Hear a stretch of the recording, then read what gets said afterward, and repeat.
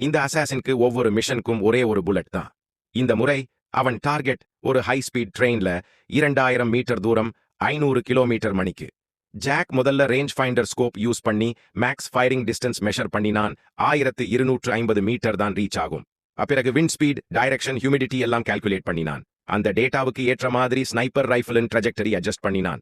Bullet load பண்ணி trigger set பண்ணி சைலண்டா வெயிட் பண்ணினான். ஃபிங்கர்ஸ் நம்மாகாம இருக்க அவ்வப்போது கை ஷேக் பண்ணினான்.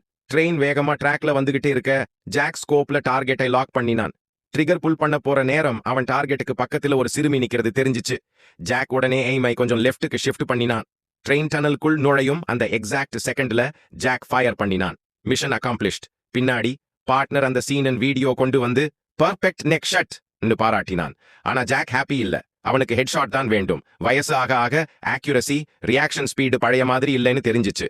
புல்லட் சில சென்டிமீட்டர்ஸ் மிஸ் ஆன் இருந்தா அந்த சிறுமி உயிரோட இருக்க மாட்டாள். அதனால ஜாக் முடிவு பண்ணினான், இப்போவே ரிட்டையர் பண்ணணும். CIA அவன் ரிட்டையர்மெண்ட் பிளான் கேட்டதும் ஒரு ஏஜென்ட்டை அனுப்பி ஸ்டே பண்ண ட்ரை பண்ணினாங்க. ஆனா ஜாக் ரெஃப்யூஸ் பண்ணினான். சில நாட்களுக்கு பிறகு ஜாக் டாக்குக்கு போய் ஸ்பீட் போட் ரீஃபியூல் பண்ணிக்கிட்டு பழைய நண்பரை சந்திக்க தயாரானான். கவுண்டருக்கு போன போது ஒரு நியூ யங் வுமன் கேஷியரா இருந்தாள். அசாசின் இன்ஸ்டிங்ஸால ஜாக் சில கேஷுவல் கொஸ்டின்ஸ் கேட்டான். அவள் பெயர் அன்னி. முந்தைய காஷியர் பணியிலிருந்து ஓய்வு பெற்றவர் என்று சொன்னாள். சஸ்பிஷன் வராம ஜாக் பே பண்ணி வெளியேறினான். பிறகு டாம் அவனை வார்னிங் கொடுத்தான். நீ கில் பண்ணினவன் கிரிமினல் இல்ல, ஒரு ஹை ரேங்கிங் பயாலஜிஸ்ட். டாமுக்கு சஸ்பிஷன், CIA உனக்கு ஃபேக் இன்ஃபோ கொடுத்தது, உண்மையை மறைக்க. டாம் ஜாக்குக்கு ஒரு கான்டாக்ட் டீடைல்ஸ் கொடுத்தான், ஹெல்ப் பண்ணக்கூடியவர்.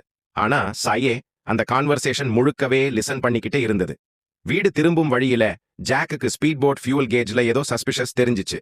இன்ஸ்பெக்ட் பண்ணினான். ஸ்டீரிங் வீல் கீழே ஒரு ஹிடன் லிசனிங் டிவைஸ். ஜாக் உடனே ஆனிய சஸ்பெக்ட் பண்ணினான். அவளை கண்டுபிடிச்சு எதுவும் சொல்லாம அந்த டிவைஸை அவளோட கையில் கொடுத்தான்.